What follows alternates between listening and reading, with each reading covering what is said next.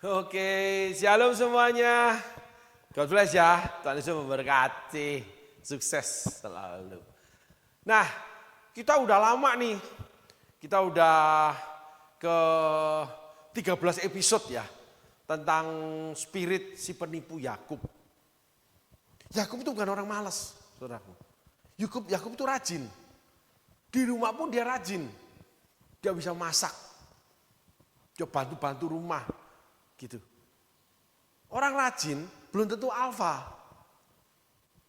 Gitu. Orang alfa pasti rajin. Coba saudaraku perhatikan.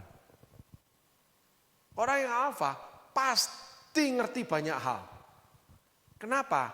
Ketika dia ingini, dia perintahkan atau dia lakukan, dia harus berhasil. Itu orang alfa. Gitu loh. Yakub itu alfa buat dirinya. Tapi akhirnya dikalahkan oleh istri-istrinya. Ada banyak laki-laki itu yang gagah di luar, di rumah kalah dengan istri. Akibatnya anak-anaknya. Akibatnya terjadi banyak chaos karena keinginan istri yang membuat jadi beban keluarga. Kalau laki-laki kalah alfa itu dominan, saudaraku. Pemimpin.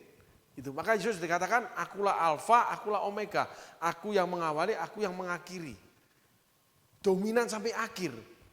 Gitu. Yakub kalah di keluarga, tapi dia mulai mau angkat alfa dia dengan dia mulai memarahi Rahel. Orang alfa itu dikalahkan oleh keinginan dia. Gitu. Orang alfa selalu ingin mendapatkan apa yang dia ingini, enggak laki, enggak perempuan. Tapi dia akan dikalahkan oleh keinginan dia. Gitu saudaraku. Nah ketika ingin menjadi kaya, dia akan dikalahkan, diperbudak kekayaan itu. Ketika dia ingin nampil, dia akan dikalahkan, diperbudak untuk selalu nampil. Yang namanya ingin tetap eksis. Karena berlawanan dengan Alkitab. Seringkali kebenaran dunia yang baik dari dunia, itu berlawanan dengan Alkitab, saudaraku.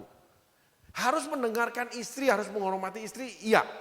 Tetapi untuk namanya kepemimpinan, untuk namanya membuat keputusan, harus pemimpin. Kalau rumah tangga, suami. Alkitab menyatakan itu. Enggak bisa istri, enggak bisa. Yang memeliharakan keluarga, enggak bisa istri, harus suami. Walaupun istri mungkin punya jabatan tinggi di pemerintahan. Walaupun istri punya perusahaan besar. Walaupun anak orang kaya. Tetapi suami harus mencukupkan kebutuhan keluarga. Bukan foya-foya istri. Bukan. Kalau ingin mendapatkan istri, keinginannya. Lalu dia akan mati-matian mencukupi foya-foya istri. Suami, alfanya akan turun. Dia dikendalikan oleh keinginan istri. Karena dia ingin mengingini istri yang dia tuju nih. Nih gua naksir, gua mau perempuan ini, gua kejar nih. Dia akan dikendalikan, diperbudak oleh istrinya. Yang dia miliki, sekalipun dia miliki. Jadi istri anak orang kaya, istri seseorang pengusaha, istri itu seorang pejabat tinggi. Suami ngikuti, ngintil. Termasuk hamba-hamba Tuhan. Ada yang istrinya dipakai lebih daripada suami. Suaminya ngintil, saudaraku. Ada itu, istri pengkhotbah dipakai di mana-mana, suaminya ngintil. Gereja juga yang nangani banyak istrinya, ngintil. Enggak berkarya apa-apa suaminya. Ada, saya lihat beberapa hamba Tuhan seperti gitu. Suaminya enggak punya alfa. Sehingga ketika suaminya berbicara, memutuskan sesuatu, istri bilang, oh ya enggak bisa begitu. Kan begini, diam dia. Dia pun paling, loh kan masih gini, ya enggak toh, kan begini, kan tahu toh, kan begini. Diam dia. Dia kalah, dia tidak bisa berargumentasi. Dia enggak bisa untuk menyampaikan aspirasinya. Nah, mengikut Tuhan juga begitu. Tuhan itu alfa. Sehingga ketika kita berargumentasi, mengandung resiko. Gitu. Yesus ketakutan setengah mati. Ya, sedih. Lalu Bapak di surga kirimkan malaikat untuk memberikan kekuatan. Yesus lebih rendah dari malaikat. Padahal dia membangkitkan orang mati. Malaikat tak bangkitin orang mati. Yang lumpuh berjalan, yang buta melihat. Kita lihat dari segi angle yang lain ya. Contoh teladan. Bukan merendahkan Yesus. Manusiawinya Yesus saat itu. Sehingga harus dilayani malaikat. Sama dengan Elia dilayani malaikat. Itu saudaraku. Akhirnya juga Eloi, Eloi lama sabachthani. Kita lihat dari sisi yang berbeda ya saudaraku ya. Yesus memberikan contoh. Keterbatasan manusia ya. Tapi kita lihat alfanya. Sehingga Yesus pada saat itu sangat direndahkan. Tapi Yesus menerimanya. Sisi yang berbeda ya saudaraku ya. Namanya pengorbanan. Tapi alfanya udah turun. Kenapa? Dilayani malaikat. Saudara harus mengerti ini. Nathan, alfanya turun habis. Dia meletakkan kepalanya di tanah, menghadap Raja Daud. Yang dilayani anak rohani dia. Anak-anaknya menjadi anak rohani dia, yaitu Salomo, Batseba. Pengenalan akan Allahnya sangat kuat, kenapa? Dilayani oleh Nathan. Tapi di hadapan Daud, karena mau disogok atau mau menikmati, disediakan kenyamanan tinggal di istana Daud. Tidak yang namanya ikut penetapan Allah, seorang nabi yang diutus. Sehingga banyak hamba Tuhan ketika dipakai luar biasa, lalu ngendon di penggembalaan, lumpuh karunianya. Itu Nabi Nathan. Dan dia tidak jadi alfa, dia dikendalikan jemaat ketika jadi gembala, dia dikendalikan pemimpin yang lain ketika dia masuk ke dalam gereja yang menghidupi dia. Dia cuma bisa khotbah. Kalau khotbah itu semua orang bisa, semua orang dipakai khotbah, mau memberitakan Injil, semua orang mau memberitakan Injil. Jawatannya yang berbeda-beda. Kalau jawatan gembala ya mesti di gereja. Tapi penginjil dia harus berjalan menginjil. Nabi harus menyampaikan isi hati Tuhan, pesan-pesan Tuhan. Guru harus mengajar, ada guru diutus, ada guru yang menggembala, ada guru itu yang namanya menyampaikan namanya pesan-pesan Tuhan. Yehezkel, Yesaya, Yeremia, Yohanes Pembaptis. Jawatan-jawatan yang berbeda. Nathan, Elia, Elisa. Elia itu nabi, tapi memuridkan Elisa. Mengajar Elisa. Gitu. Jadi tinggal di dalam Tuhan, itu harus tinggal di dalam ketetapannya, tinggal di dalam kehendaknya, tinggal di dalam panggilannya. Kalau jadi pengusaha ya pengusaha aja, walaupun dipakai berkhotbah. Tapi keputusan pelayanan di tangan pastornya. Jadi pastor aja, jangan bingungin. Jadi pastor tapi cari cuan sana sini. Jadi gembala juga bingungin. Jadi gembala nggak pernah ada di gereja, terima undangan khotbah terus. Jadi penginjil nggak mau menginjil, berteduh dia. Kenapa? Jadi penginjil kurang terhormat karena dipakai maka diundang gereja besar, akhirnya masuk terhisap di gereja itu. Kalau memang panggilannya di sana nggak masalah. Kalau tidak dia jadi troublemaker di sana, chaos di sana, gitu. Karena memang bukan panggilan dia. Kalau jadi anak jadilah anak. Kalau jadi istri, jadilah istri. Semua penetapan Alkitab itu berseberangan dengan kenyataan kehidupan.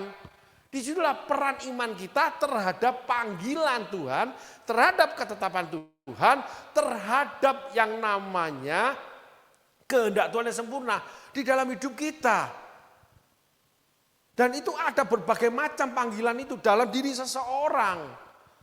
Gitu. Ada 26 karunia.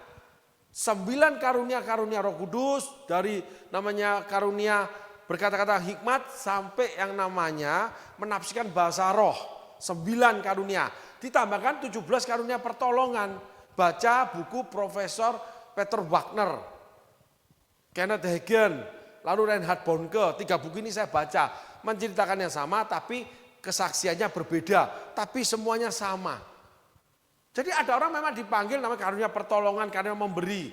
Ada namanya perempuan yang menyediakan kamar buat namanya Nabi Elisa. Yaitu karunia untuk memberi tumpangan. Ada karunia orang yang memberi. Ada karunia orang yang manajemen gereja. Pinter ngatur gereja. Sehingga gereja bisa berkembang luar biasa. Gereja Betani Bandung pimpinan Insinyur Niko, saya ada di sana. Saya sebut aja enggak apa-apa saudaraku. Ya, karena itu baik. Itu dipimpin oleh Pastor David Cakra. Dia juga nyiptain lagu. Beliau kalau khotbah kurang bisa, kurang dalam, kurang tajam, khotbahnya ya khotbah aja. Banyak yang tidak menyukai khotbahnya karena khotbahnya biasa aja. Saya ngomong jujur, almarhum. Tetapi keberadaan gereja Betani Bandung yang dimulai dari persekutuan doa Raja Wali itu berkembang jadi ribuan dan jadi pusat pergerakan gereja untuk membuka cabang di wilayah Jawa Barat. Di Indramayu, di Cirebon, di Kerawang, di mana itu jadi pusat kegerakan. Itu dari Bandung saudaraku. Dalam pimpinan Pastor David Cakra. Dia ketika ibadah seringkali main keyboard, pemain musik. Tapi manajemen gerejanya itu bagus, dia atur kegiatan pelayanan itu luar biasa bagusnya. Sehingga Insinyur Niko sebagai gembala senior pusat itu pelayanannya di Jawa Barat berkembang. Padahal Insinyur Niko di Jakarta sebulan sekali datang ke Bandung. Lalu yang dari Bandung juga datang ke Jakarta ketika dipanggil atau sebulan sekali pertemuan di Jakarta. Insinyur Niko memimpin perjamuan kudus di Bandung. Saya jemaatnya soalnya. Ribuan orang berkembang. Komsel itu namanya Family Altar itu berkembang sampai jadi 500 saudaraku. Di bawah kepemimpinan Pastor David Cakra. Rapi pelayanannya. Baik dan berkembang dengan luar biasa. Khotbahnya biasa-biasa saja dan tidak disukai. Gitu, bingung kalau dia khotbah. Gitu saudaraku. Bukan melecehkan beliau, tapi saya bicara kejujuran. Tetapi kalau untuk perkembangan gereja, beliau luar biasa. Orang biasa. Gitu saudaraku. Bahkan pernah menghadapi kasus sampai masuk penjara dalam bisnis. Di situ ditemukan Tuhan, dipanggil Tuhan, lalu menjadi motor pergerakan gereja Betani Barat di wilayah Jawa Barat. Gitu. Ada yang dari Cikarang, ada yang berkembang. Bukan wilayahnya David Cakra. Tapi Pastor David Cakra buka Indramayu, Cirebon dan banyak cabang-cabangnya. Gitu. Dan di Bandung sendiri ribuan dari persuan doa yang cuma sekian puluh orang saudaraku. Berkembang. Gitu. Karunianya jalan, bukan karena khotbah. Nah, Pastor David Cakra itu masuk dalam panggilannya, hidup di dalam panggilannya, hidup dalam kehendak Tuhan, dalam keinginan Tuhan. Dia tidak bisnis lagi. Tuhan selesaikan hutang-hutang dia dalam bisnis. Dia cuma melayani Tuhan, dari banyak dikata-katain. Tapi alfanya dia itu menghasilkan gereja Betani Bandung yang wilayah barat. Sekarang dinamakan GBI Sukawana, GBI ini, GBI itu. Karena sudah di bawah Sinode Betani, Insinyur Niko, saudaraku. Nah itu kronologi ceritanya, karena saya jemaat yang lama di sana. Tahu, saya enggak ambil bagian pelayanan, cuma di Komsel saya ini. Gitu. Tapi berkembang luar biasa, saudaraku. Dari orang yang gagal bisnis, orang kaya bisnis, gagal masuk penjara, lalu melayani Tuhan, betul-betul hidup di dalam kehendak Tuhan semua, panggilannya itu dia hidup di dalam panggilan Tuhan, tinggal di dalam Tuhan, dia cuma doa sama Tuhan, minta sama Tuhan, diberesin semuanya. Sekarang anaknya menggantikan dia memimpin, masih muda, tapi bagus kepemimpinannya. Bahasa saya ya, neteslah itu urapan Imam Lewinya ke anaknya. Karena kita dapati di media sosial anaknya membawakan firman bagus. Ada kuasa wibawa, ada firman yang dibawakan itu membukakan sesuatu, menjamah sesuatu dan sebagainya. Pastor David Cakra sudah dipanggil pulang. Dari orang gagal bisnis, mengembangkan persekutuan doa, lalu menjadi kegerakan yang besar di bawah kepemimpinan dia. Cuman manajemen, nggak tampil KKR, nggak jadi worship leader, gitu. Nggak ada, kelihatan itu nggak ada. Dia di belakang layar. Tapi jemaat tahu, karena Pastor David Cakra memimpin pengembalaan. Tapi sangat jarang khotbah dia. Gitu saudaraku. Buahnya bagus, alfanya itu bagus. Alfa itu akan mendapatkan tantangan, tidak takluk dengan tantangan. Pastor David Cakra tetap di dalam Tuhan, walaupun urusan bisnisnya belum selesai setelah di penjara. Banyak orang bicara tentang keuangan, akhirnya keuangan dibereskan Tuhan. Diberkati Tuhan hidupnya. Betul-betul hidupnya itu sebagai hamba Tuhan, enggak kemana-mana dia. Memenuhi panggilan, tinggal di dalam panggilan. Yaitu kehendak Allah yang sempurna. Anaknya jadi hamba Tuhan, keluarga ini bahagia. Semuanya hebat, kenapa? Karena tinggal di dalam Tuhan. Maka alfanya naik, alfanya dominan, buahnya bagus. Yakub rajin, alfanya ketemu keluarga, habis. Istrinya Pastor David Cakra tidak ada memberi kontribusi sama sekali di gereja. Termasuk Insinyur Niko, istrinya enggak memberikan kontribusi, cuman ketua WBI aja, Wanita Battle Indonesia di gerejanya. Semua diputuskan oleh Insinyur Niko, semua diputuskan oleh Pastor David Cakra bersama tim pengembalaan. Ada Pastor Sutikno, ada 2 pemimpinnya. Itu pemimpin, saya di Komsel waktu pertemuan mereka hadir kan, jadi saya tahu. Nah, itulah hidup. Enggak ada kegagalan.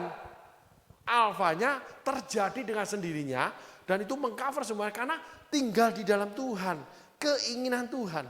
Kalau Yakub tidak, keinginan sendiri dia mengambil, mencuri, menipu hak kesulungan Esau, dia menipu, mengambil yaitu domba-domba supaya kaya, dia punya keinginan mengambil Rahel. Akhirnya keinginan dia itu yang menjadikan keos segala-galanya. Nah, keluarlah yang diingin dia ternyata itu enggak bagus. Rahel karakternya enggak bagus, manja, ceroboh. Anak keempat daripada Lea baru sadar kalau dia itu mandul. Kalau hitung 2 tahun ya sudah 8 tahun mandul baru sadar. Mengambil langkah seenaknya pakai bujangku. Hamili dia, anak itu keluar, itu kehendak Allah. Kata siapa? Allah tidak ngomong, tapi Allah sudah menentukan dari benihnya Yakub. Jadi itu kebetulan saja, quote and quote ya saudaraku. Banyak kebetulan kita yang memang masuk dalam kehendak Tuhan, tapi kita itu sebetulnya sedang salah jalan. Karena disesatkan keinginan kita. Saya dipanggil Tuhan harus membangun gereja besar. Saya dipanggil Tuhan harus terkenal. Saya harus rekaman. Saya harus gini, saya harus gini. Walaupun memenuhi panggilan Tuhan. Rahel memang mengandung benih spermatozoa daripada Yakub. Termasuk Bilha, bujangnya. Tetapi enggak ada ceritanya Tuhan bicara Bilha. Enggak ada. Enggak ada Tuhan bicara Hagar. Tapi karena dari sperma Abraham, dari sperma Ishak, dari sperma daripada Yakub, maka itulah benih dari bangsa Israel. Pengakuan Allah tetap ada, tetapi itu bukan kehendak dia yang sempurna. Sehingga Raja Saul itu berjaya tak terkalahkan 40 tahun. Musa tidak tertegurkan 40 tahun. Daud betul-betul menaklukkan kerajaan 40 tahun. Tapi semuanya ada kesalahan loh. Musa tidak menghormati nama Allah. Saul sudah ditinggalkan Tuhan. Daud mendapatkan hukuman Tuhan. Sehingga alfa itu jadi salah, saudaraku. Kenapa? Di dalamnya itu ada yang bukan keinginan Tuhan. Sehingga Rasul Paulus ajarkan bahwa carilah kehendak Tuhan yang sempurna, bergumul sama Tuhan. Dan seringkali berseberangan dengan kenyataan yang ada, berseberangan dengan kebenaran dunia. Loh, kalau belum punya apa-apa, kenapa mesti memberi ke gereja? Kalau kamu sendiri kekurangan, gajimu kok kamu perpuluhkan? Kamu sendiri udah capek kerja, kenapa kok masih datang ke gereja, doa malam, ikut komsel, ikut pengajaran? Malam malam itu kenapa kok mesti doa, pagi itu mesti doa, tengah malam bangun berdoa. Kenapa kalau sebelum pergi berdoa, semuanya kegiatan rohani menjadi mesin kehidupan dia. Karena orang ini tinggal di dalam Tuhan, yaitu melakukan seluruh perintah Tuhan dengan segenap hati untuk Tuhan. Tidak melakukan dengan segenap hati untuk keinginan sendiri, tapi mengatasnamakan Tuhan. Itulah Rahel. Nah ini penting saudaraku. Inilah namanya psikologi kehidupan yang salah, tapi disamakan dengan firman Tuhan. Ngomong Tuhan, tapi bukan kehendak Tuhan. Ngomong Tuhan, tapi keinginannya ada yang tersembunyi di dalamnya. Sehingga ketika udah mendapatkannya atau tidak mendapatkannya, berbalik menyakiti. Rahel menyakiti Yakub. Yakub menyakiti Rahel. Sehingga saling menyakitkan. Kasih itu tidak ada yang tersembunyi. Kasih itu adalah terang. Terang itu tidak ada yang tersembunyi. Semuanya jelas. Tetapi di dalam terang ada kegelapan. Di dalam kegelapan kita lihat bisa juga namanya gelap itu apa. Karena tidak gelap total. Karena terang itu hadir. Yaitu bayangan kita. Bayangan masa lalu. Bayangan sekarang dilakukan. Bayangan ke depan apa yang harus kita hadapi. Seperti di sesi yang pertama yang saya bawakan. Makanya ikut Tuhan itu harus dengan roh atau dengan hati nurani. Bukan dengan kejiwaan. Kalau kejiwaan ketemu kompromis. Timbangan itu harus kanan dan kiri, tengahnya itu hati nurani kita. Nah hati nurani ini harus siap disalibkan. Yaitu keinginan kita. Dari dalam hati keluar pikiran yang jahat. Harus menyangkali diri. Lalu memikul salib.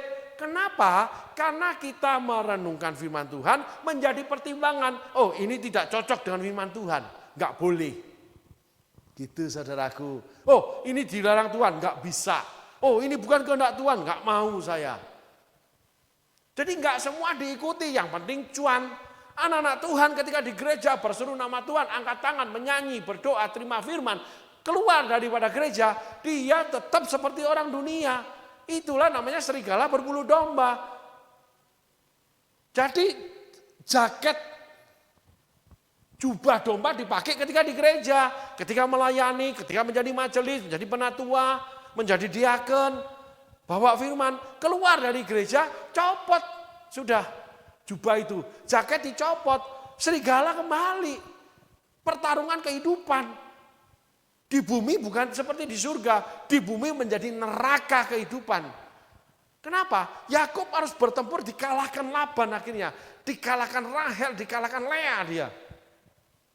Bahkan dikalahkan Bilha, Silva. Abraham dikalahkan oleh Sarai, dikalahkan oleh Hagar. Karyanya juga kalah. Anak-anaknya jadi rusak, anak cucunya jadi rusak, 12 bani rusak. Anaknya Ismail jadi 12 raja. Esau jadi kerajaan Edom. 12 bani berkelahi terus. Masuk penjara jadi budak. 400 tahun dikeluarkan, 40 tahun di padang gurun, memenangkan tanah perjanjian 40 tahun kemudian, setelah itu menyembah berhala lagi. Keluarnya kitab hakim-hakim, lalu minta raja, lalu raja menyembah berhala. Raja tidak mengikut Tuhan, keos semua. Karena diawali dengan karakter si penipu, yaitu Abraham. Kamu ngomong adikku ya. Sebelum berangkat. Mengawali perjalanan rohani dengan kejahatan. Membuka pelayanan dengan kejahatan. Melakukan perjalanan rohani dengan namanya melanggar firman Tuhan. Melakukan perjalanan rohani bukan di dalam kehendak Tuhan. Membuka pelayanan, membuka gereja dengan cara-cara dunia. Membangun pembangunan rumah rohani dengan cara-cara dunia. Minta sana, minta sini. Pengumuman sana, pengumuman sini. Bukan daripada menunggu, menanti-nanti Tuhan, kita akan mewarisi negeri. Orang-orang menanti dengan Tuhan akan mewarisi negeri. Tuhan akan kirimkan dari utara, barat, laut, selatan untuk membangun bait-Nya. Dia kumpulkan harta orang fasik untuk orang benar.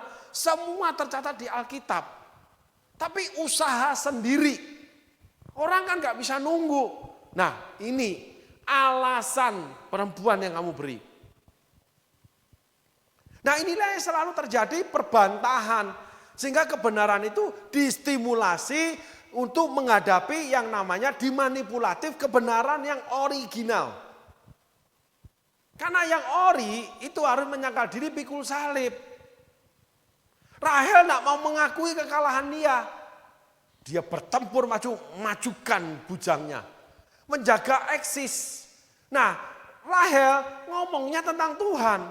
Lea ngomong tentang Tuhan, tapi Lea 4 anaknya memang tuh dari Tuhan karena dibuka kandungannya. Rahel ditutup kandungannya menjadi mandul, tapi dia tidak mau kalah, dia pakai bujangnya. Jadi ada yang namanya kompetisi rohani 2 orang. Itulah kehidupan anak-anak Tuhan. Ada yang palsu, ada yang asli. Ada yang palsu bukan dari Tuhan, ada yang asli dari Tuhan. Ada yang palsu bukan keinginan Tuhan tapi keinginan orangnya. Ada yang asli memang keinginan Tuhan. Maka kita harus punya namanya roh pertimbangan. Kita juga harus sanggup membedakan roh. Karena orang-orang yang salah ketika kekeh ditunggangi oleh iblis. Dirasuki oleh setan. Petrus itu ditengking sama Tuhan. Nyah engkau iblis dari hadapanku. Pikiran yang kamu pikirkan bukan pikiran Allah. Itu pikiran manusia. Jadi pikiran Petrus seorang manusia itu ditunggangi iblis. Maka dikatakan, nyah kamu iblis dari hadapanku.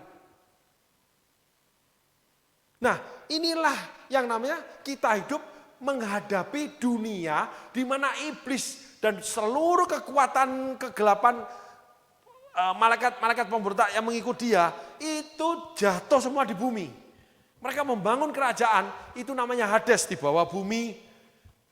Di mana mereka akan menyediakan entertain.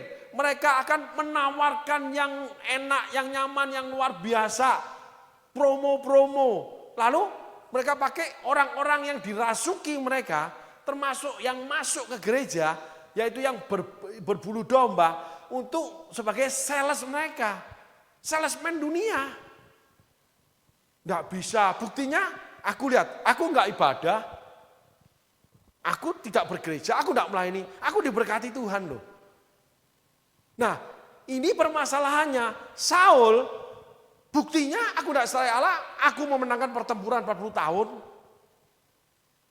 Daud, buktinya walaupun aku sakit, semua kerajaan aku taklukkan, panglima aku luar biasa. Tetapi di akhirnya, di perjalanannya, pemberontakan terjadi. Setan Yusuf itu enggak langsung mematahkan kita, tidak. Karena kita masih punya kekuatan. Kita yakin tentang Tuhan. Lah itu dia tahu. Maka dia tunggu sampai titik terakhir. Di situ dia tahu waktunya. Dia akan jatuhkan kita. Saul jatuh. Jatuh sendiri. Dia cari Tuhan. Dia panggil pemanggil arwah. Daud jatuh sendiri. Dia lihat Batseba. Dia lakukan. Lalu dia bunuh Uria. Iblis itu cuma nunggu. Dia kirim sales, dia kirim promo, dia kirim entertain. Daud di entertain matanya dengan Batseba. Maka hati-hati dengan mata saudara. Saul itu terus tidak diganggu tatahnya. Menang terus dia. Ketika kita salah, iblis buka jalan. Bukan Tuhan buka jalan, saudaraku. Kalau boleh saya ceritakan seperti ini ya. Tapi kalau kita di dalam Tuhan, Tuhan yang buka jalan.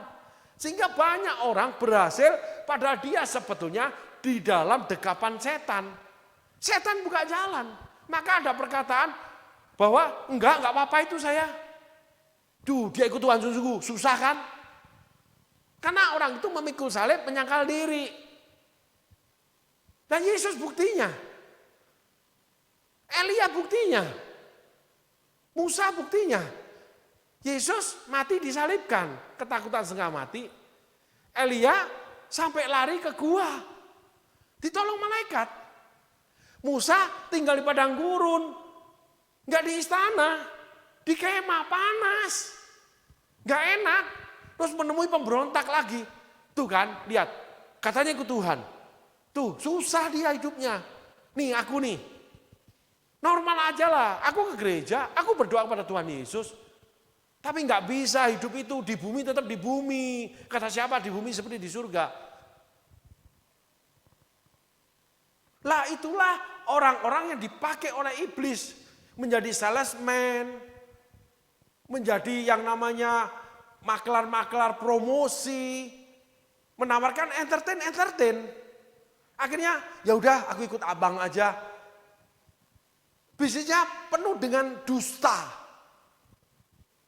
Penuh dengan kelicikan. Tidak sesuai firman Allah. Ya itulah Yakub, itulah Rahel. Itulah Abraham. Itulah Sarai. Itulah Ribka, itulah Laban. Yang luput Esau, yang luput itu Ismail. Saya tidak bicara tentang bagaimana penolakan Allah terhadap Esau sama Ismail ya. Di dalam konteksnya. Tapi ini karakter psikologi kehidupannya. Ismail sama Esau itu berhasil menjadi raja-raja, menjadi berhasil hidupnya, berjuang dia. Tapi Yakub ini chaos keluarganya. Saul itu berhasil membangun kerajaan, berhasil membangun keluarga. Saya tidak bicara penolakan Allah ya, tapi pribadi yaitu psikologi kehidupan orang-orang ini. Sehingga di dalam kerajaan Allah, di dalam gereja, di tengah umat Tuhan itu banyak masalah. Salah satunya mereka punya spirit Yakub, punya spirit Rahel, punya spirit Abraham. Nah itu semua harus ditinggalkan dengan cara tinggal di dalam Tuhan, firman-Nya tinggal di dalam kita, mintalah segala sesuatu, percaya kamu udah terima. Kalau tinggal di dalam Tuhan, dengar suara Tuhan, tidak mungkin kita minta yang menyakitkan hati Tuhan, yang tidak diingini Tuhan. Pasti sama dengan istri atau suami, kalau udah dekat, udah sekian tahun menikah, udah tahu. Kenapa kayaknya kamu lagi banyak beban ya, kerjaan ya. Kenapa aku pulang kok rasanya kamu nggak kayak biasanya. Rasa, oh nggak apa-apa.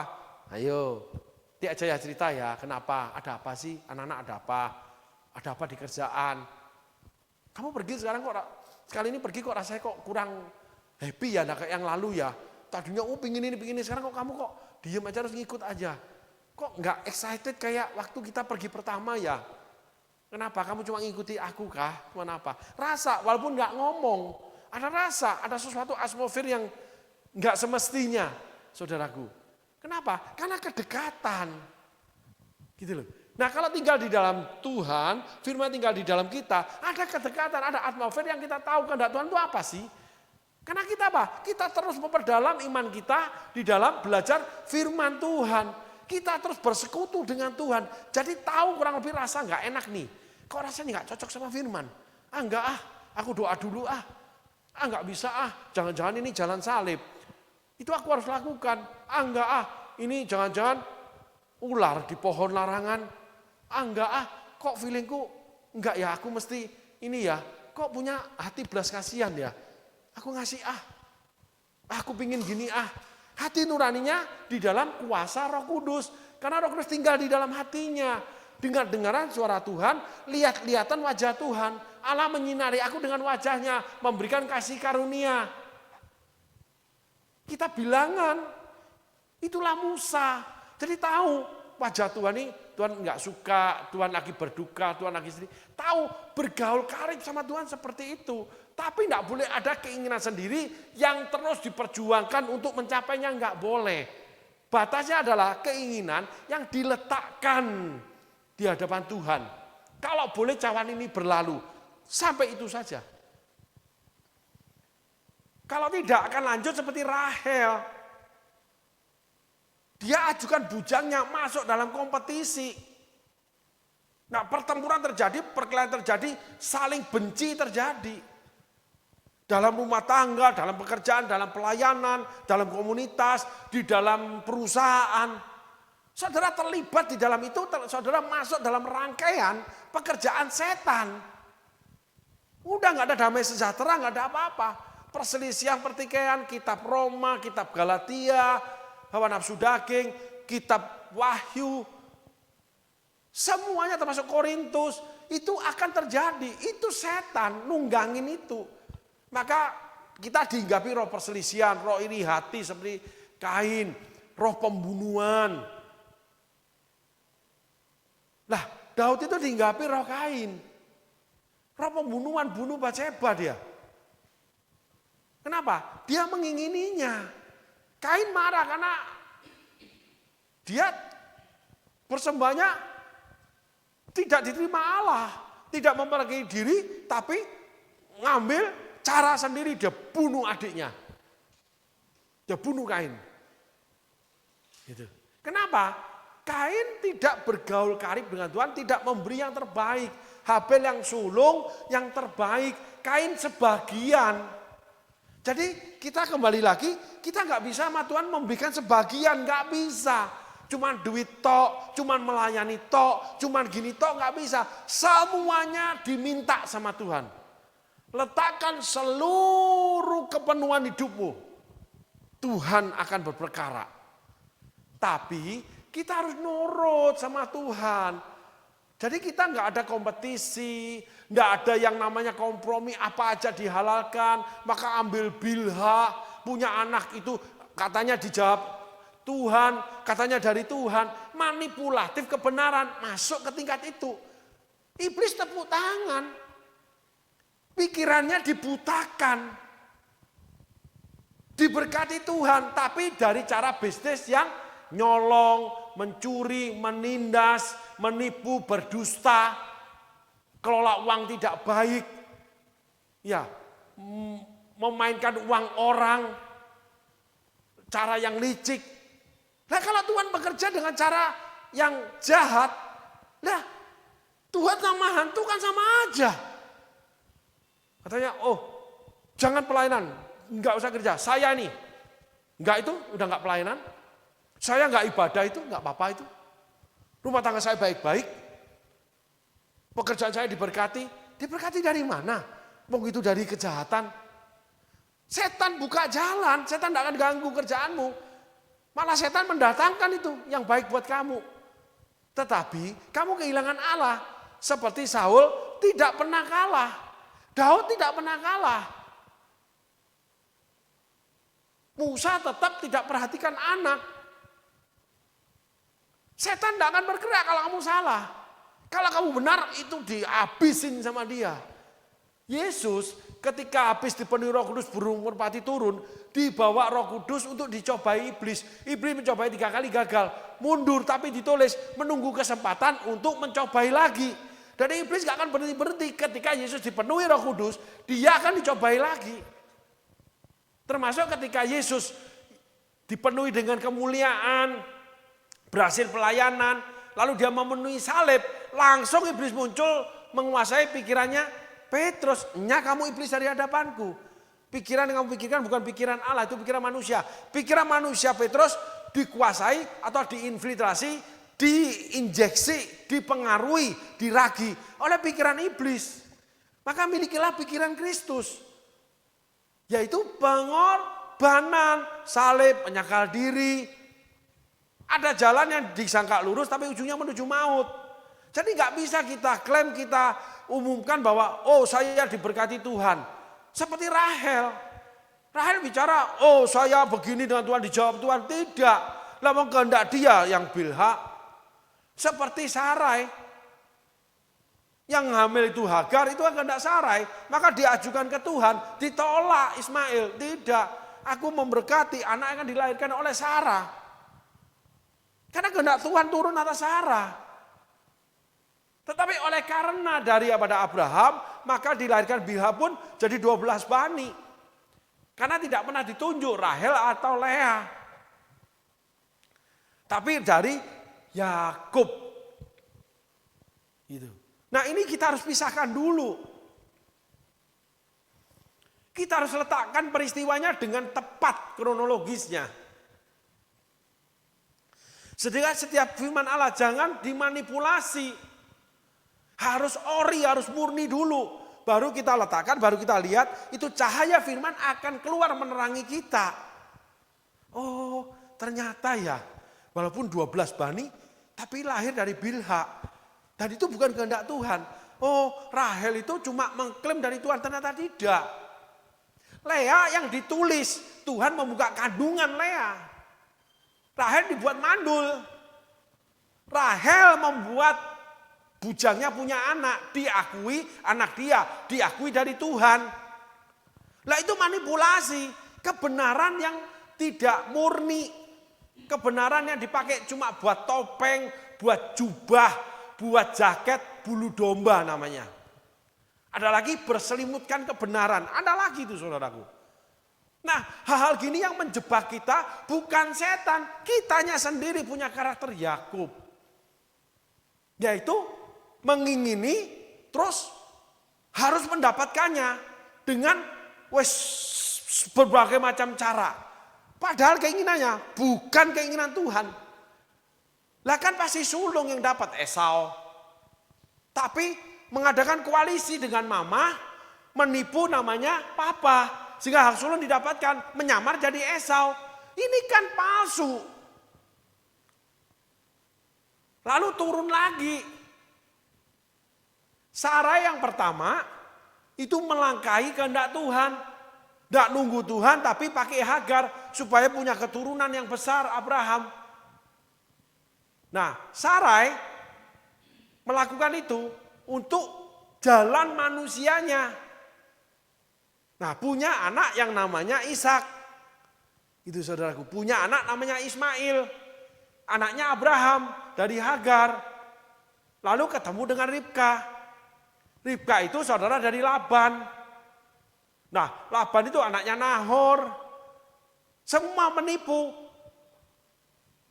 Yang namanya Ishak itu juga ketularan daripada mamahnya, ketularan dari papahnya. Kan Abraham yang bicara, kamu bohong ya, bicara bohong ya. Kamu kalau tanya adikku ya. Jadi spirit penipuan itu sudah dari atasnya. Ribka, Laban, Rahel, Lea itu adalah anak cucu daripada Nahor. Ishak, Yakub itu turun dari mana? Ya dari Abraham. Jadi dari sononya benih itu loh.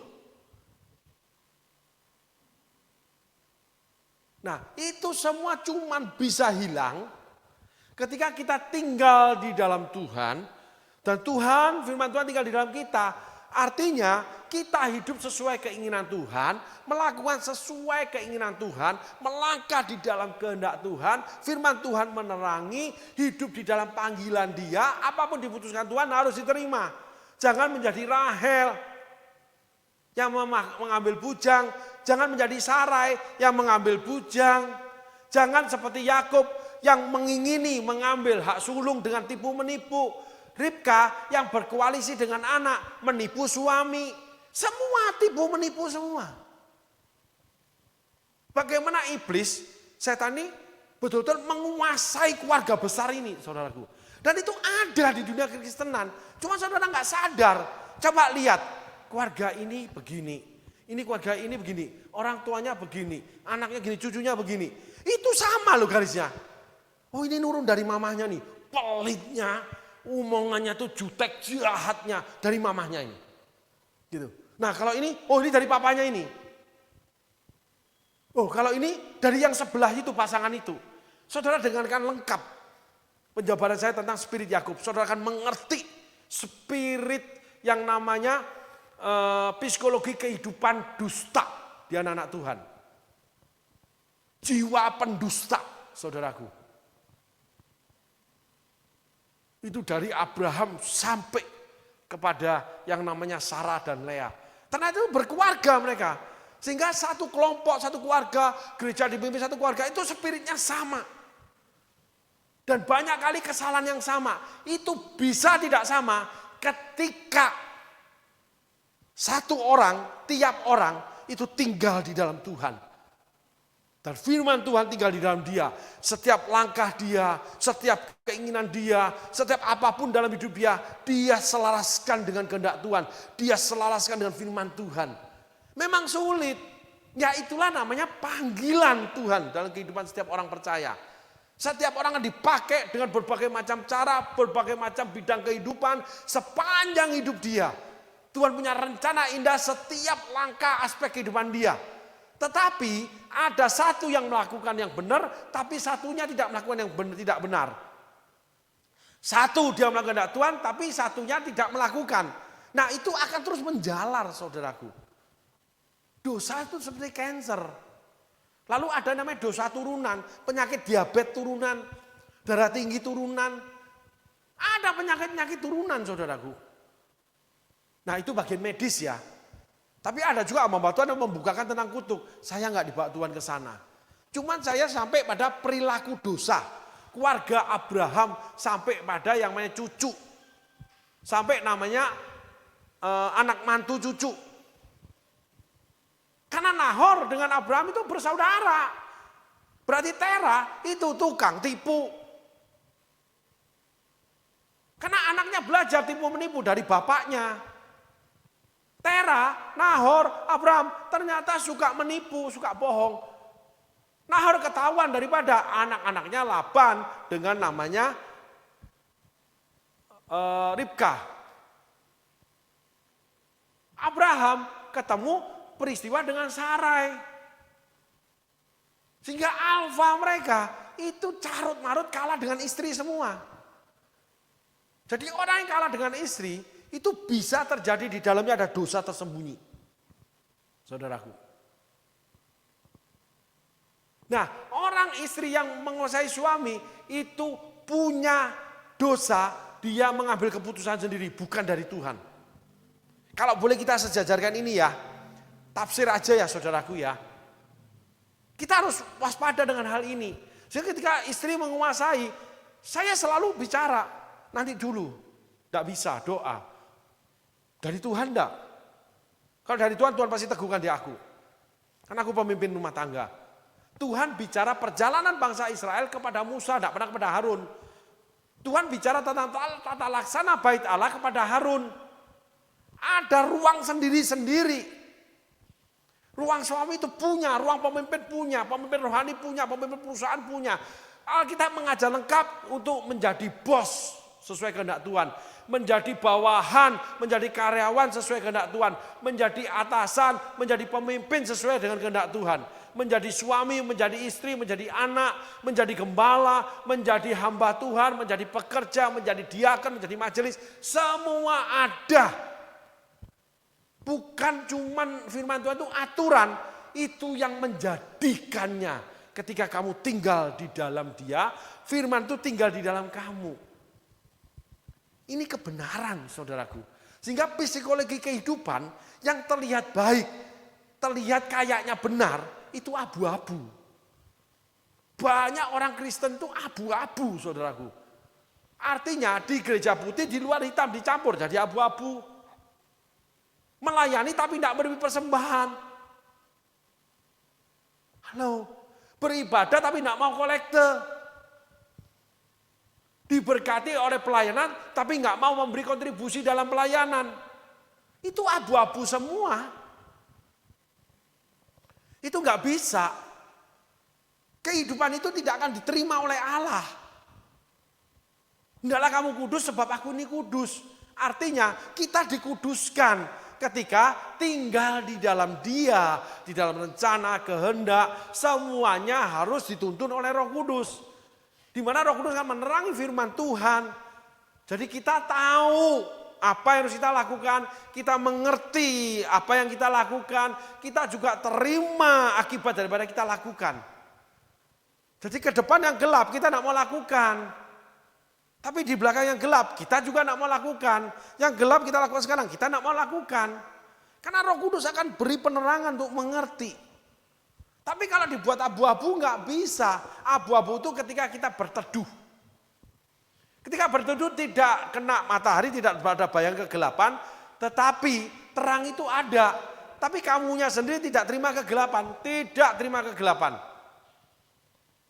Jadi matahari ada, kamu tidak terima matahari, tapi itu kelihatan kamu semuanya.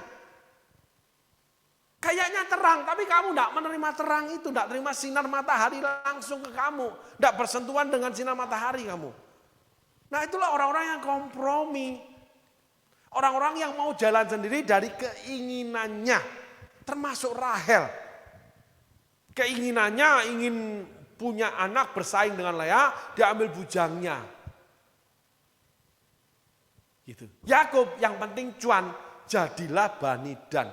Anak yang pertama. Tolong ditayangkan firman-Nya.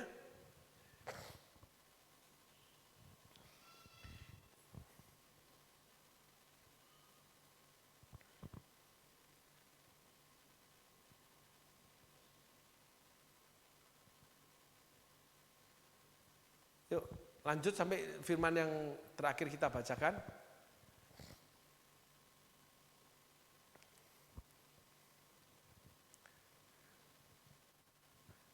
Nah, kita lihat nih profil daripada Rahel.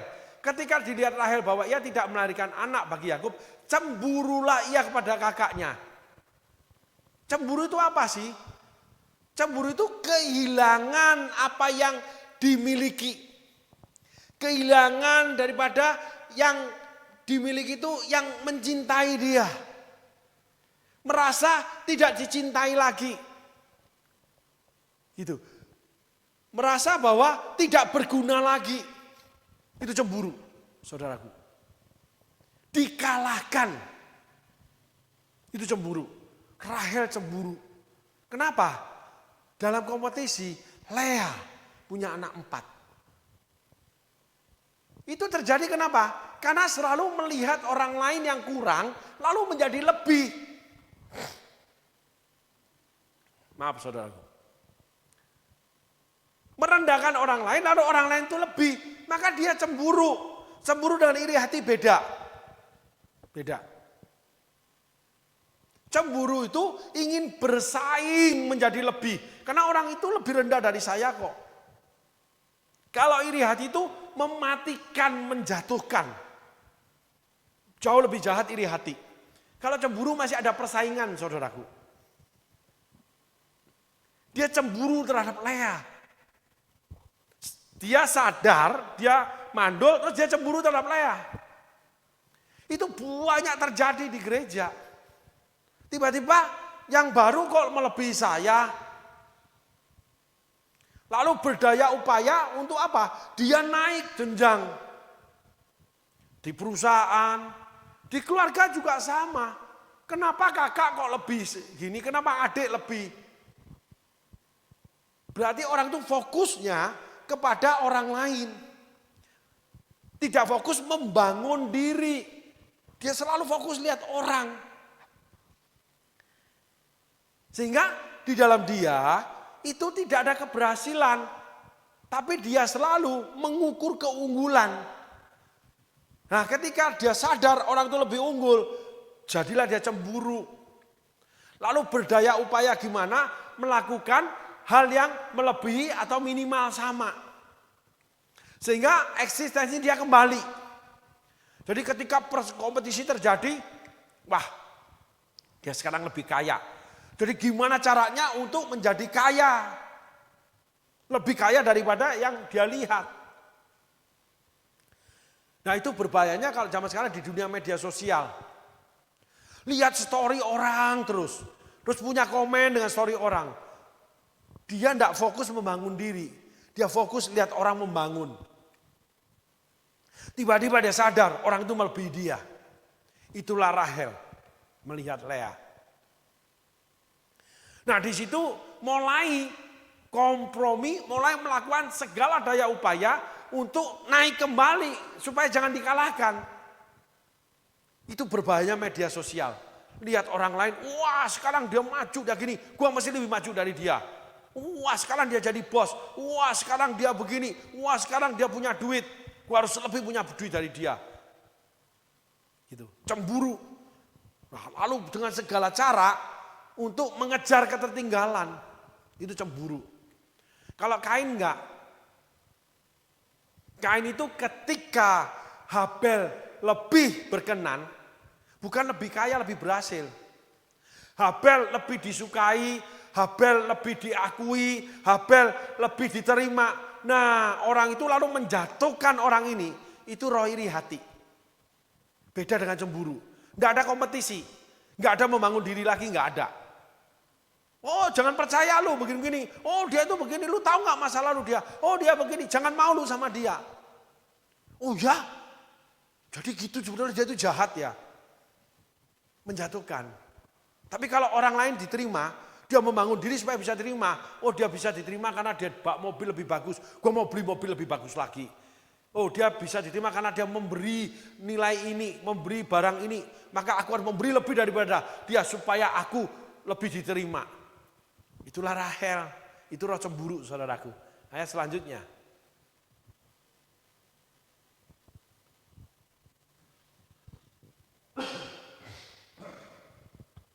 Ayat 1.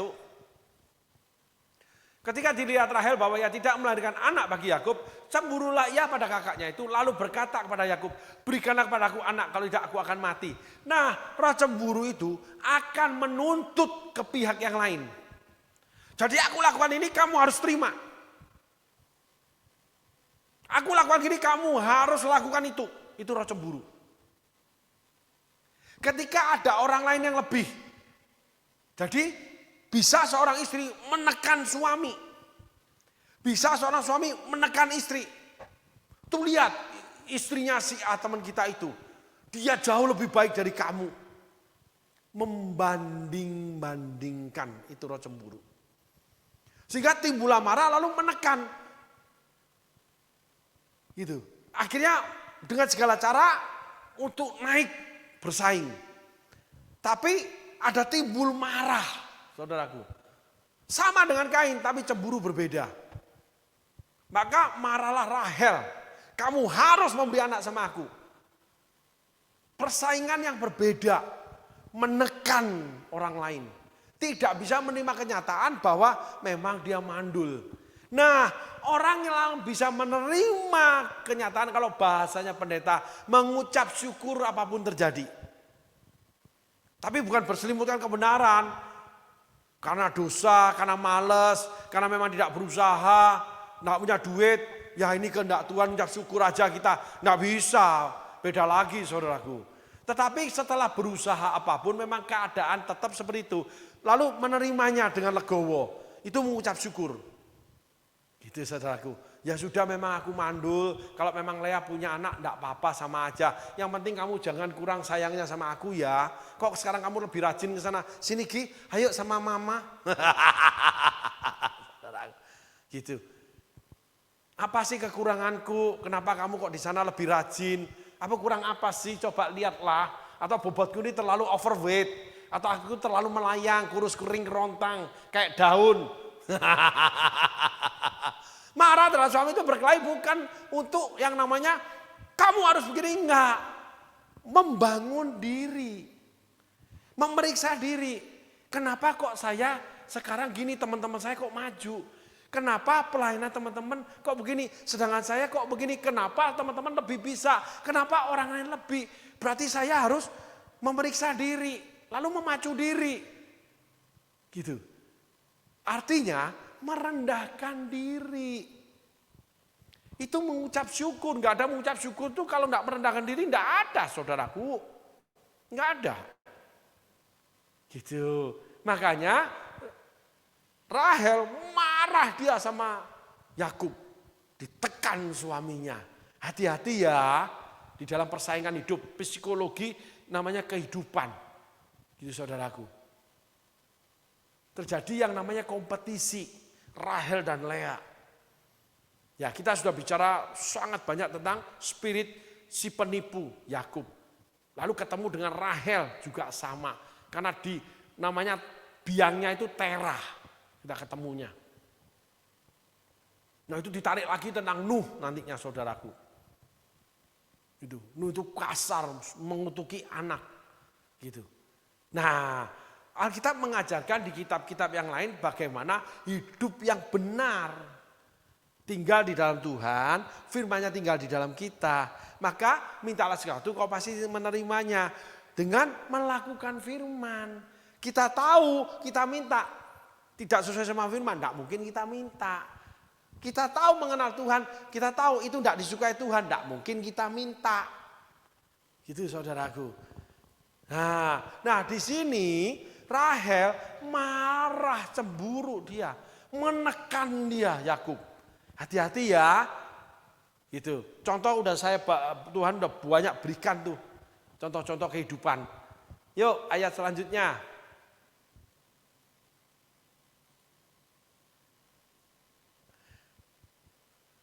Maka bangkitlah amarah Yakub terhadap Rahel dan dia berkata, akukah pengganti Allah yang telah menghalangi engkau mengandung?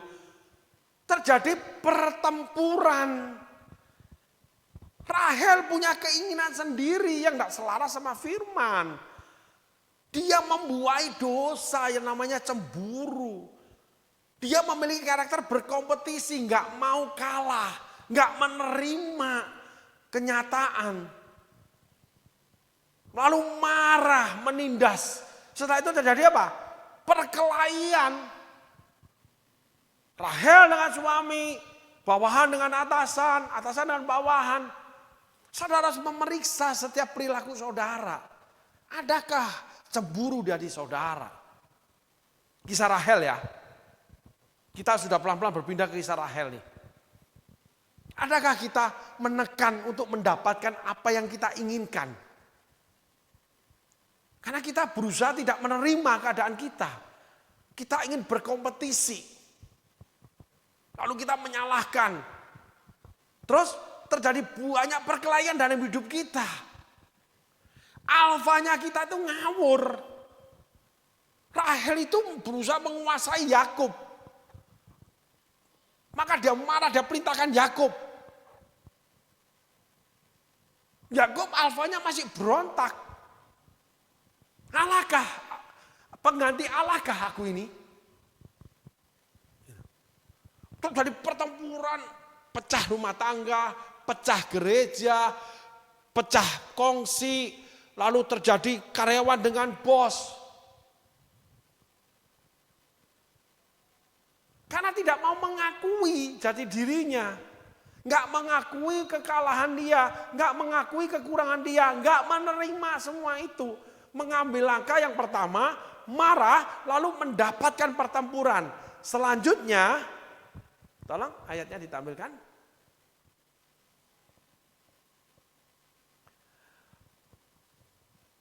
Kata Rahel, ini Bilha, budakku perempuan. Hampirilah dia, supaya melahirkan anak di pangkuanku, dan supaya oleh dia aku pun mempunyai keturunan. Saudara lihat, berkembang dosa itu, dosa cemburu saudaraku. Masuk kepada penipuan dusta terhadap diri sendiri. Orang-orang yang ingin eksis itu menipu diri sendiri. Tidak mengakui jati diri, tidak mengakui keberadaan dirinya. Sehingga dia punya halusinasi dongeng yang tinggi yang dia anggap itu kebenaran. Bahwa dia orang pintar, dia orang intelek, dia berhasil. Padahal di dalam dirinya banyak perpecahan, pertempuran, kesakitan. Apakah itu orang berhasil? Cuma punya harta. Apakah itu berhasil? Cuma mempertahankan rumah tangga.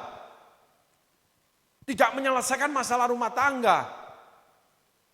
Apakah itu berhasil? Cuma namanya menambah bangunan gereja. Cuma menambah jemaat dengan membagikan emas. Bukan memberikan kepada yang namanya diakonia yang membutuhkan sekolah, lalu makan, uang namanya kehidupan, uang namanya pendidikan, kesehatan. Tapi membagikan emas.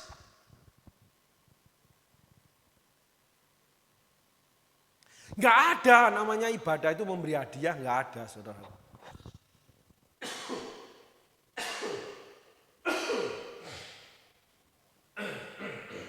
Maaf saudaraku. Gak ada. Allah memberikan kasih karunia, tidak memberikan hadiah, tidak. Petrus katakan emas dan perak tidak ada padaku, tapi angkat tilammu, bangkitlah berdiri dan berjalan. Ada gift dari Tuhan. Emas dan perak punyaku. Allah berkata seperti itu. Dan itu dibagikan pada anak-anaknya. Gitu saudaraku. Nah ini penting. Terjadi halusinasi, menipu diri, lalu meniadakan apa yang ada, yang sebenarnya. Itu banyak saya temui orang-orang seperti itu. Alfa yang keliru, saudaraku. Orang-orang yang melanggar firman Tuhan. Orang-orang yang berkompetisi, orang-orang yang berkompromi, orang-orang yang menghalalkan segala cara untuk terlihat berhasil, eksis. Terlihat bahagia di depan umum, padahal di dalamnya kerusakannya itu luar biasa rapuh. Jadi sekali goncangan terjadi, Tuhan adakan itu akan hancur. Runtuh. Sekali lagi akan aku goncangkan, supaya tinggal tetap apa yang tidak tergoncangkan. Allah tidak menginginkan kepalsuan dalam kehidupan, di mana Allah hadir di dalamnya. Nama Allah disebut. Sehingga setiap orang itu akan terbukti ketika digoncangkan. Saul digoncangkan, Daud digoncangkan, Musa digoncangkan, Elia digoncangkan. Sehingga tinggal tetap apa yang tidak tergoncangkan. Nathan digoncangkan kemewahan istana, habis. Elia digoncangkan sama Tuhan, mau dibunuh sama yang namanya Isabel. Elia lari, tapi setelah itu jalan lagi melayani Tuhan. Elisa digoncangkan, diberikan hadiah oleh Naaman. Tidak tergoncangkan. Gehazi bujangnya yang terima, kena kustanya Naaman. Saudara baca itu. Kebenaran itu akan digoncangkan. Abu-abu kepalsuan akan digoncangkan. Goncang jatuh semua. Gereja akan digoncangkan, pelayan Tuhan akan digoncangkan, hamba-hamba Tuhan akan digoncangkan, supaya tinggal tetap yang tidak tergoncangkan, yaitu firman Allah yang hidup. Kehendak Allah yang hidup. Itu yang akan tersisa, saudaraku. Rahel menipu diri. Hidup dalam halusinasi, dibangkuankan lahir supaya menjadi anakku. Mana bisa? Anaknya Bilha. Tetap tertulis di Alkitab anaknya Bilha. Allah tegak lurus, nggak bisa dipengaruhi oleh manusia, apalagi dusta. Kegelapan akan sirna ketika terang itu datang. Yang ada cuma bayangan kegelapan. Yang dilakukan oleh Rahel itu kegelapan. Coba tayangkan sekali lagi, kita tutup dengan firman ini. Kata Rahel, inilah Bilha budakku perempuan. Hampirilah dia. Setelah dia cemburu, dia marah, dia berkelahi. Supaya melahirkan anak di pangkuanku dan supaya oleh dia aku pun mempunyai keturunan. Anak di pangkuanku lahir dan oleh karena Bilha aku punya keturunan. Mana bisa? Dilahirkan oleh Bilha, dilahirkan oleh Hagar, nggak bisa. Tidak ada dari manusia yang bisa menggantikan yang dari Allah. Mau harta sebanyak apapun kamu punya, mau apapun yang kamu kerjakan, kamu berikan kepada Allah, Allah tidak akan mau mengakuinya. Harus yang dari Allah. Daud ketika mau membangun bait Allah, Allah bilang tidak, anakmu yang akan bangun, tanganmu penuh dengan darah. Daud menyediakan peralatan, menyediakan material untuk pembangunan bait Allah. Banyaknya luar biasa. Tetapi Salomo diberkati Tuhan luar biasa, menjadi orang yang paling kaya, tidak pernah ada dan tidak akan pernah ada. Tidak ada artinya Daud sediakan. Karena Allah sudah menyediakan buat Salomo. Karena Allah bicara, Salomo kamu akan bangun bait Allah. Allah sediakan. Ketika saudara dipanggil, kamu akan jadi suami. Tuhan akan sediakan kebutuhanmu sebagai suami. Ketika Tuhan panggil kamu, jadilah hambaku. Tuhan akan sediakan kebutuhanmu untuk menjadi hamba Tuhan. Seluruh hidupmu akan dia cover. Ini kebenaran. Tapi dengan satu hal, kamu tidak boleh melakukan keinginanmu sendiri. Karena itu juga percuma akan digoncangkan. Apalagi ketika kamu itu mengadakan pemalsuan. Penipuan seperti Yakub. Halusinasi imannya seperti Rahel. Terjadi gontok-gontokan pengakuan di gereja. Bahkan sampai ke ranah hukum.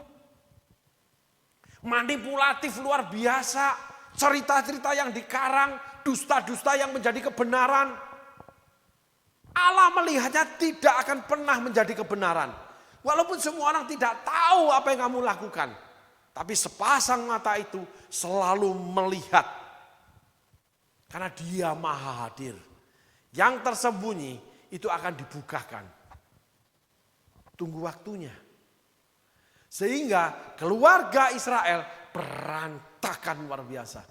Umat Israel selama-lamanya bertempur satu sama lain. Lahirlah raja-raja yang saling bertempur, Raja Israel, Raja Yehuda. Sehingga terjadi penyatuan kembali ketika firman Allah diberikan oleh Tuhan. Nah kan, kembali ke Tuhan lagi. Sehingga kita harus datang pada Tuhan, menanti-nantikan Tuhan dalam keadaan apapun.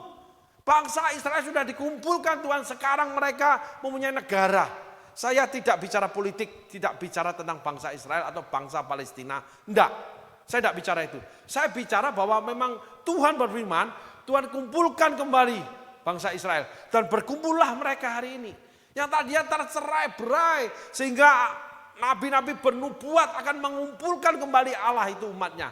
Allah akan membangun kembali bait Allahnya. Dan sebagainya. Dan itu terjadi. Saya bukan beriman tentang itu. Tapi itu memang kenyataannya seperti itu. Menjadi negara Israel. Saudaraku. Karena firman Tuhan. Nah, kita tidak bicara Israel ya. Kita bicara karakter yang tertulis di Alkitab. Di mana kita harus belajar itu. Oleh karena dusta daripada Terah. Oleh karena kekejaman daripada Nuh. Sampai kepada Rahel. Sampai kepada Nahor. Sampai kepada Ishak, Yakub, Ribka, Lea dan Rahel. Berhantam-hantaman penuh kekerasan. Tipu dusta terus berjalan. Tetapi firman Allah tidak terganggu. Rencana Allah tidak terganggu. Keinginan Allah itu jalan terus. Jadi ngapain kita harus turun dari gerbongnya Allah? Ngapain kita harus keluar dari jalannya Allah? Malah kita yang rugi, kita yang binasa. Tapi firman Allah itu jadi. Apapun yang dilakukan manusia tidak mempengaruhi Allah. Saul berontak terhadap Allah, menguasai kerajaan yang Allah titipkan kepada dia. Allah memilih Daud dan membangun Daud untuk menjadi raja yang lebih daripada Saul. Saul mengalahkan bangsa Filistin. Daud menaklukkan raja-raja di Timur Tengah. Amin saudaraku. Hari ini kita belajar. Jangan mencari jalan sendiri. Jangan cemburu, jangan bersaing. Terima apa adanya, mengucap syukur, lalu mulai membangun diri, memperbaiki diri. Mungkin ada yang salah, mungkin ada kegelapan, mungkin langkah saya salah. Cari keinginan Tuhan, cari kehendak Tuhan. Di sana Tuhan akan berperkara. Karena perkara itu sudah ada jauh sebelum kita ada. Sebelum dunia dijadikan, aku sudah dipilih menjadi rasul. Dari dalam kandungan ibuku, aku sudah dipanggil menjadi nabi. Rasul Paulus dengan Nabi Yeremia. Pribadiku, karakterku ditenun di perut ibuku. Daud hasil perjinahan tapi ditenun sama Allah karakternya untuk mencintai Allah. Salomo lahir, Allah jatuh hati kepada Salomo. Allah itu punya pribadi, Allah itu punya keinginan, Allah itu punya kehendak, Allah itu punya emosi, punya perasaan, punya rasa. Sehingga berhubunganlah dengan Allah, jangan mati. Milikilah hati yang mengingini Allah, punyailah perasaan, dalam pergumulan dengan Allah, kita bisa namanya bernegosiasi seperti Yesus. Kita boleh juga menyampaikan keluh kesah, kita juga menyampaikan pikiran, maka dipandang baik oleh Allah. Ada itu pendapat manusia, termasuk Musa, termasuk nabi-nabi. Dipandang baik oleh Allah. Dan ada lagi cerita, keputusan kami dan keputusan Roh Kudus. Keputusan rasul-rasul itu juga keputusan Roh Kudus. Jadi dua keputusan ini menjadi keputusan yang tidak tergoncangkan. Semuanya dari Allah. Semuanya harus menuju Allah. Keinginan Allah, melakukan apa yang Allah inginkan. Jadilah kehendak Allah di bumi seperti di surga. Amin saudaraku.